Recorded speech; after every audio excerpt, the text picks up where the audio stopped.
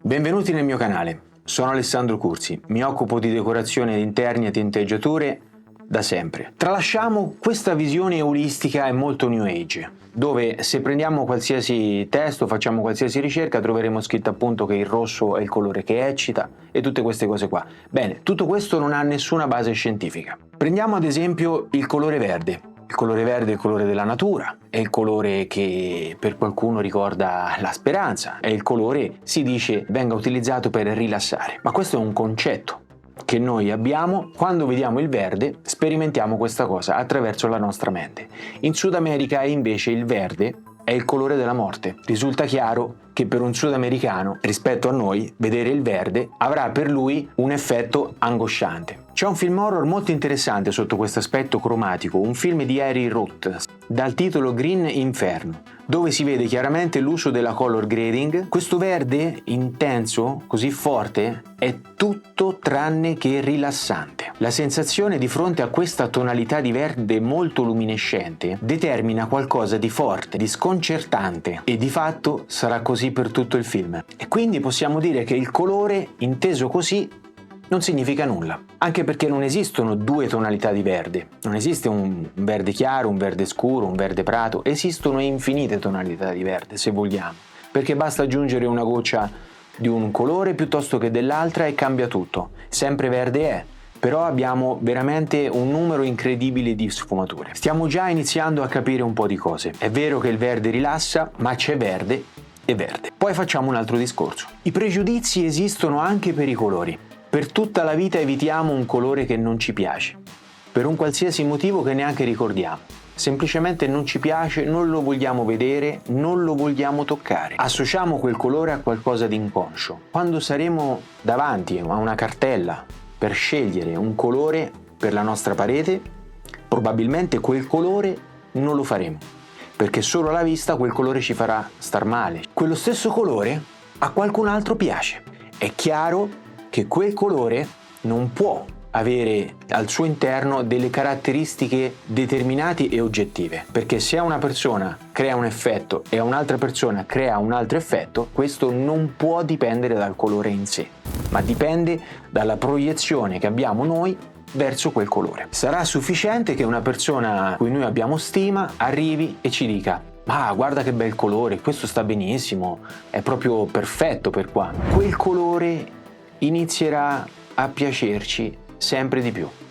Ci avete fatto caso? Magari anche in vestiti o qualcosa che prima non vi piaceva, poi a un certo momento inizia la moda e subito, dopo poco, andate a comprarlo. Questa è la stessa cosa. Non c'è cromoterapia che sia più forte di un condizionamento mentale. Io in 20 anni ne ho viste di queste cose, ne sono assolutamente certo. Se è vero questo, è vero che qualsiasi cosa esista al mondo produrrà un effetto su noi stessi, compresi i colori. E in tutto questo non c'è bisogno di una prova scientifica. Ti sei mai soffermato sul perché oggi metti un maglione, ti va di mettere quel maglione, mentre ieri lo stesso maglione non ti andava di metterlo?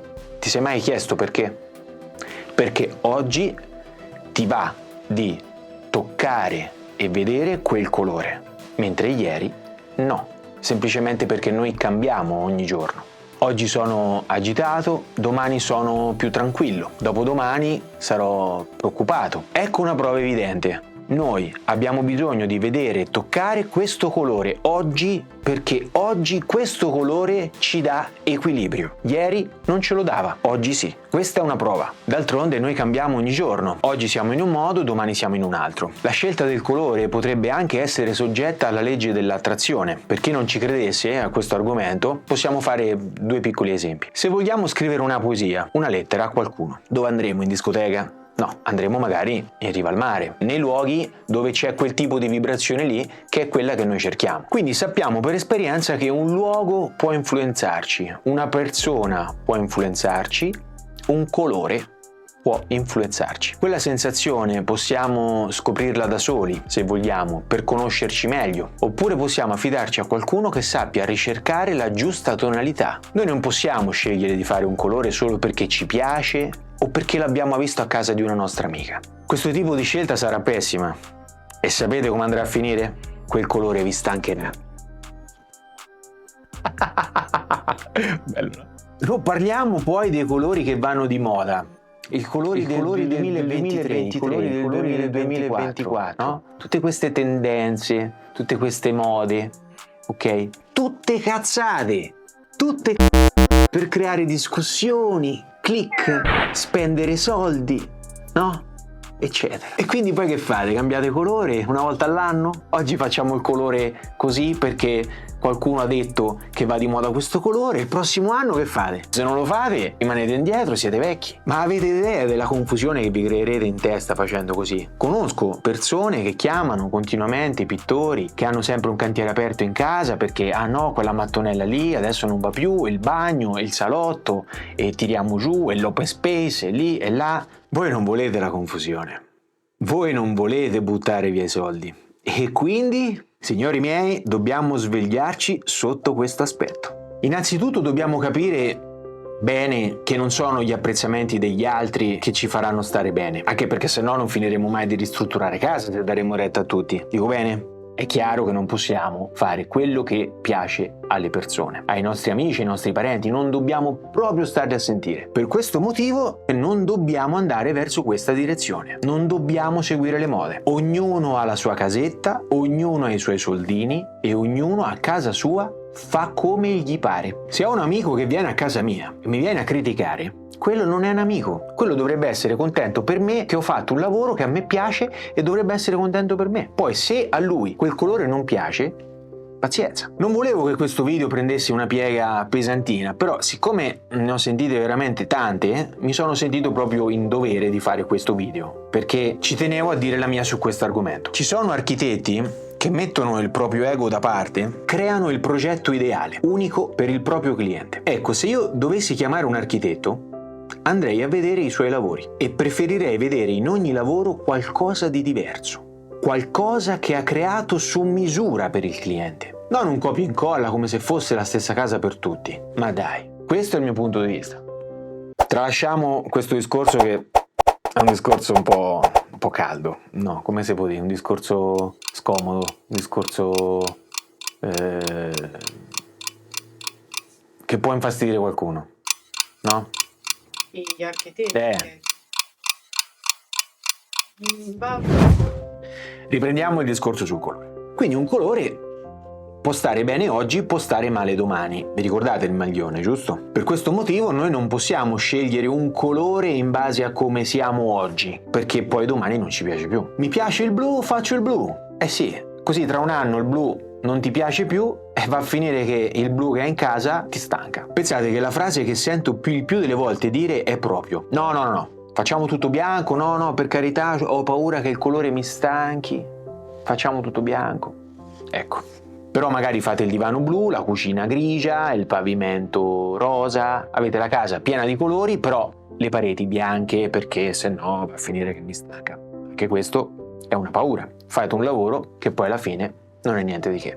Se fai quindi la pittura bianca mentre tutto il resto è colorato, la scelta è dettata generalmente da due motivi. O sei legata al concetto che il bianco allarga gli spazi e rende tutto più luminoso l'ambiente, ed è vero, o perché hai paura di fare un colore perché hai paura che ti possa stancare. Il colore è il nostro amico e alleato. Possiamo e dobbiamo usarlo con intelligenza per equilibrare l'ambiente, affinché qualsiasi persona lo veda e possa dire che bello. Magari non gli piace, ma non può dire che stia male. Se voi trovate le giuste tonalità, rendendo armonico l'ambiente, quel colore non vi stancherà mai. La vostra casa è unica. Avete bisogno di colori unici, che siano i pavimenti, i mobili e quindi anche le pareti. Avete scelto tonalità chiare? Avete scelto dei bianchi? Beh, esistono centinaia di sfumature per quello che riguarda il bianco. Vengono percepiti come dei bianchi, ma l'informazione che arriva è assolutamente diversa dal prendere una latta di bianco, aprire e darla su com'è. Se aggiustate il bianco con una punta di colore, cambia la percezione, cambia la vibrazione che percepirete. Tutti diranno bianco, di fatto lo è, ma potrà essere più caldo, più freddo, con differenti tonalità. Possiamo abbinare un colore un tono su tono, e questo sarà un abbinamento armonico. Un nero può essere abbinato con un grigio chiaro può essere abbinato con un grigio scuro, basta aggiungere un po' più di nero o un po' più di bianco. Questo è un abbinamento armonico, è scientificamente dimostrabile. Oppure possiamo trovare dei colori diametralmente opposti, il verde con il rosso, il giallo con il viola, ma stanno davvero bene insieme? Immaginate di osservare i fiori in mezzo a un campo. Quanti colori esistono in natura? Possiamo accostare tutti questi colori seguendo alcuni accorgimenti. Questo video non vuole spiegare come si fa, ma che si può fare. Prendete un quadro di Van Gogh. Quanti colori contate? Detto questo, possiamo aggiungere che il colore può essere utilizzato per evidenziare o nascondere quello che volete. I colori possono creare differenti percezioni dello spazio, possono allargare o restringere, abbassare o dare profondità, portare in evidenza. Insomma, un uso sapiente del colore può solo che valorizzare il vostro ambiente. Un ambiente reso armonico dai colori produrrà un effetto armonico anche su voi stessi, e questo è un fatto. Bene, spero che il mio punto di vista vi sia stato utile per affrontare meglio questa tematica del colore. Se il video vi è piaciuto, iscrivetevi al canale, mettete il like, condividetelo con i vostri amici, magari con le vostre amiche che stanno strutturando casa, che non sanno che pesci pigliare con questi benedetti colori. E quindi ragazzi, non mi resta che salutarvi, ci vediamo al prossimo video. Vi metto in descrizione tutto quanto, alcuni video che magari ritenete interessanti e utili. Continuate a seguirmi, rimanete aggiornati che ne sentirete delle belle. Ciao, a presto.